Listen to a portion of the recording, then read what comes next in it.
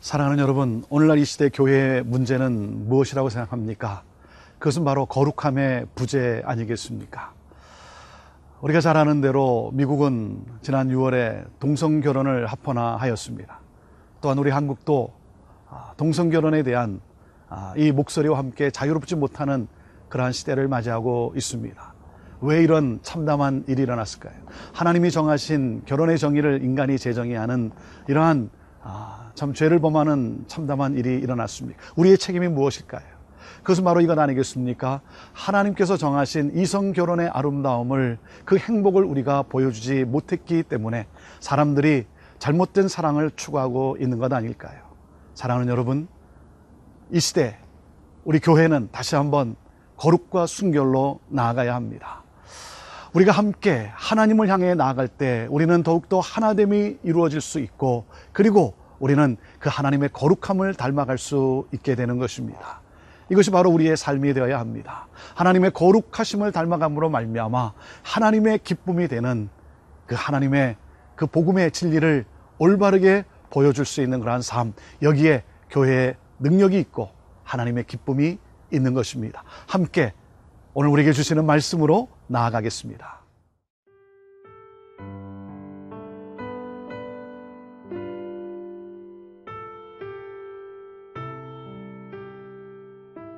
데살로니가 전서 4장 1절에서 18절 말씀입니다.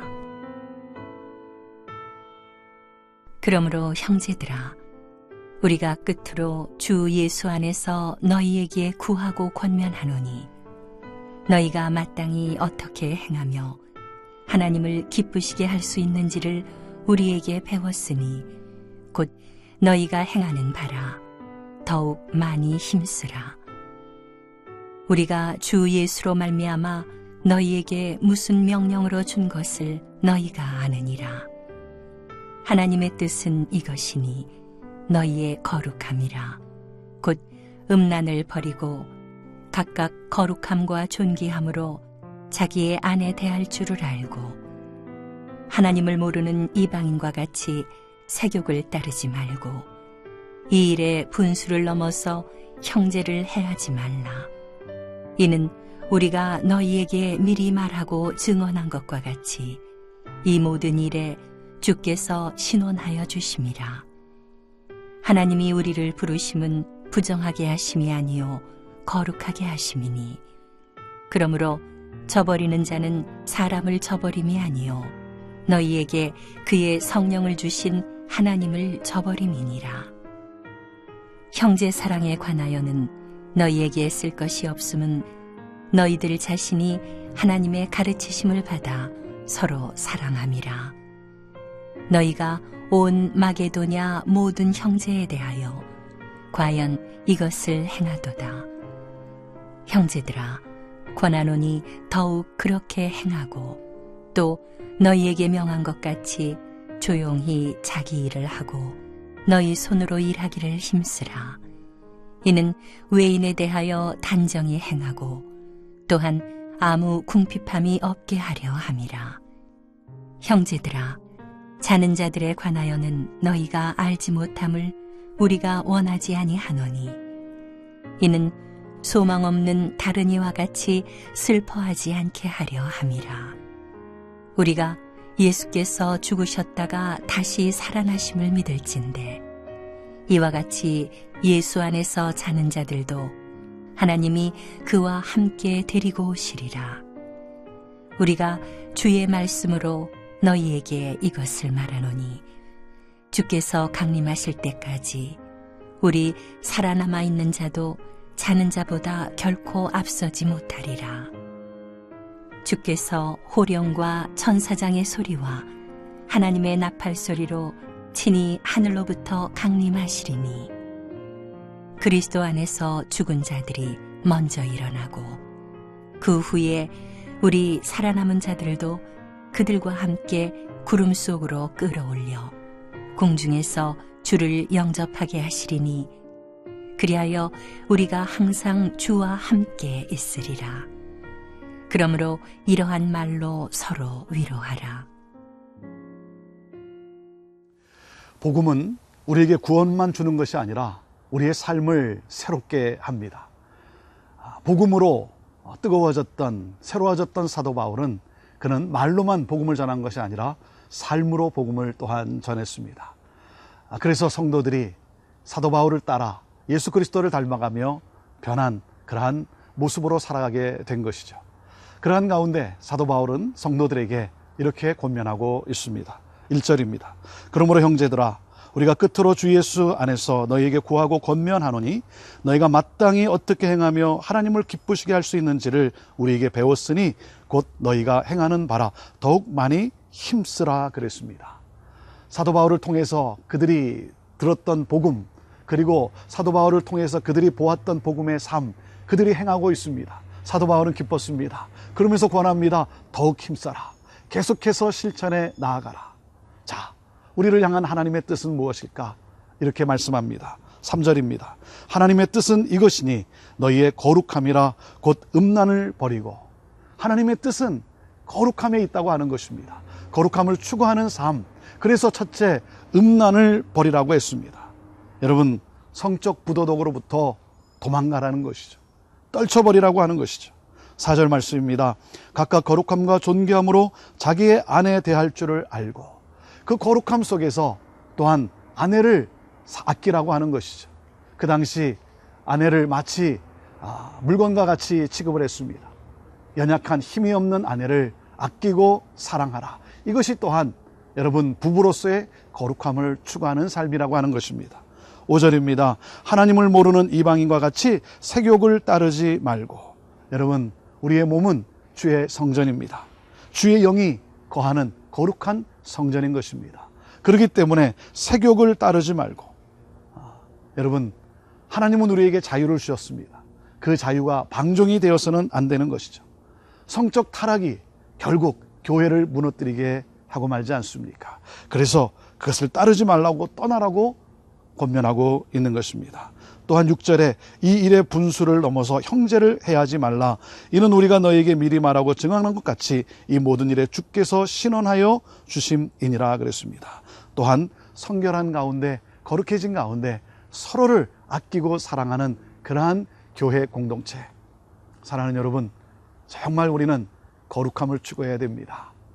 저는 우리 다음 세대, 우리 젊은이들, 그리고 자라나는 세대를 보면 너무나 미안하고 안타깝습니다.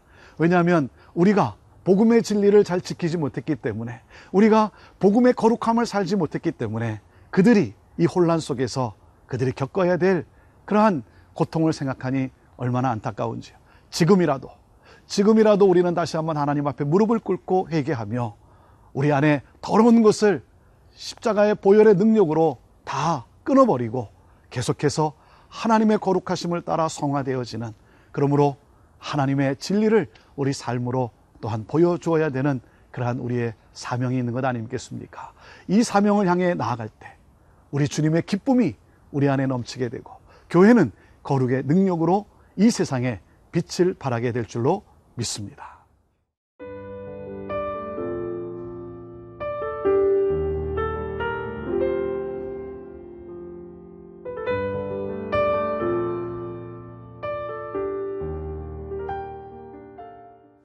복음의 능력은 거룩함에서 나타나게 되어 있습니다.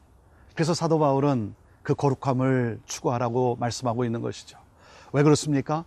거룩함을 저버리는 것은 성령을 거스리는 일이기 때문입니다. 8절입니다. 그러므로 저버리는 자는 사람을 저버림이 아니요 너희에게 그의 성령을 주신 하나님을 저버림이니라. 여러분, 하나님을 저버리는 것이라고 하는 것입니다. 그렇기 때문에 거룩함을 추구하는 것, 이것이 바로 성도의 모습이라고 하는 것이죠. 또한 거룩함 속에 서로 사랑하는 것, 그러한 가운데 사도 바울은 너무나 기뻤습니다. 데살로니가 성도들의 그 사랑에 대해서는 할 말이 없을 정도로 사랑으로 충만했다고 하는 것이죠.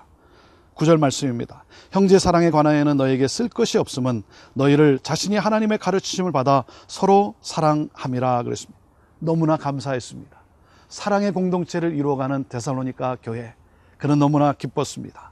그러한 가운데 성도들에게 이렇게 권면을 합니다. 11절 말씀입니다. 또 너에게 명한 것 같이 조용히 자기 일을 하고 너희 손으로 일하기를 힘쓰라. 12절 이는 외인에 대하여 단정히 행하고 또한 아무 궁핍함이 없게 하려 함이라. 조용히 자기 일을 하고 너희 손으로 일하기를 힘쓰라 그랬습니다. 왜 그랬습니까? 성도들 가운데 재림에 대해서 잘못 이해하는 성도들이 있었기 때문에 그렇습니다. 예수님의 재림이 가까웠기 때문에 나는 이제 더 이상 아무 일도 안 해도 된다라고 하는 무의도식의 그러한 성도들이 있었다는 것이죠. 그래서 주변의 사람들에게 오히려 피해를 주고 있었다는 것이죠. 좋은 평판을 받아야 될 텐데 덕을 끼치지 못하고 아무 일도 안 하고 오히려 그들로부터 얻어먹는 그러한 삶이 어떻게 사람들에게 아름다운 모습 덕을 끼칠 수 있겠습니까? 그렇기 때문에 사랑하는 여러분, 예수 그리스도의 재림을 대망하면서 또한 우리는 매일매일 오늘에 충성해야 됩니다. 오늘에 충실해야 됩니다. 오늘의 삶의 생업에 또한 성실해야 한다는 것이죠. 이것이 바로 재림을 기다리는 성도의 마땅한 삶이라고 하는 것입니다. 그러면서 사도 바울은 이 재림을 기다리는 성도들을 위로합니다. 14절 말씀입니다. 우리가 예수께서 죽으셨다가 다시 살아나심을 믿을진대 이와 같이 예수 안에서 자는 자들도 하나님이 그와 함께 데리고 오시리라. 재림에 대해서 우리 성도들에게 위로하며 이렇게 말씀합니다. 너희는 재림을 기다리고 있기 때문에, 재림에 대한 소망이 있기 때문에 결코 슬퍼하지 말라고 하고 있습니다. 왜? 예수 그리스도의 부활은 바로 우리 성도들의 부활을 예견했기 때문인 것입니다. 그렇기 때문에 재림이 임박한 가운데 여러분, 우리가 할 일은 무엇입니까? 현재의 삶에 충실해야 하는 것입니다. 여러분, 우리는 이 땅의 삶이 전부가 아니라는 사실을 우리는 기억해야 합니다. 그렇기 때문에 하나님의 나라를 날마다 의식해야 하는 것이죠. 재림에 대한 소망을 품고 현재 맡겨진 일에 충실하고 최선을 다하는 삶, 이것이 바로 그리스도인의 삶이라고 하는 것입니다. 그러면서 사도 바울은 오늘 말씀에 성도들에게 재림의 소망으로 이렇게 위로하고 있습니다. 17절 말씀 봅니다. 그 후에 우리 살아남은 자들도 그들과 함께 구름 속으로 끌어올려 공중에서 주를 영접하게 하시리니 그리하여 우리가 항상 주와 함께 있으리라. 18절 그러므로 이러한 말로 서로 위로하라. 사랑하는 여러분, 예수님은 곧 오십니다. 예수님은 다시 오십니다. 어떠한 환난과 어떤 어려움 속에서도 다시 오실 예수 그리스도, 여러분, 그분을 소망 가운데 바라보십시오. 그분은 다시 오시고 우리를 영원한 천국에서 영원에 거하게 하실 것입니다. 눈물도 슬픔도 고통도 근심도 없는 하나님과 함께 기쁨과 영광의 찬양을 올려드리는 그 영원함 속에 우리 주님은 우리를 곧 인도하실 것입니다. 오늘도 이 소망이 여러분에게 큰 힘이 되기를 바라고, 그러므로 거룩함을 추구하는 가운데 믿음에 굳게 서서 서로 사랑하는 그러한 아름다운 거룩한 공동체를 우리 함께 이루어갈 수 있게 되기를 간절히 바랍니다. 기도하겠습니다. 하나님, 거룩함을 추구하라고 말씀하시는 하나님, 거룩함을 추구하는 가운데 어떠한 어려움 속에서도 우리 주 예수 그리스도의 재림, 다시 오실 예수 그리스도를 생각하며 바라보며 소망 가운데 승리하는 우리 성도들 다 되게 하옵소서. 그날에 우리가 영광 가운데 거하게 되기 까닭에 오늘도 찬양하며 오늘도 주어진 일에 성실하게 행하는, 그래서 많은 사람들에게 덕이 되는 그리스도인의 삶이 되게 하옵소서. 예수님의 이름으로 기도하옵나이다. 아멘.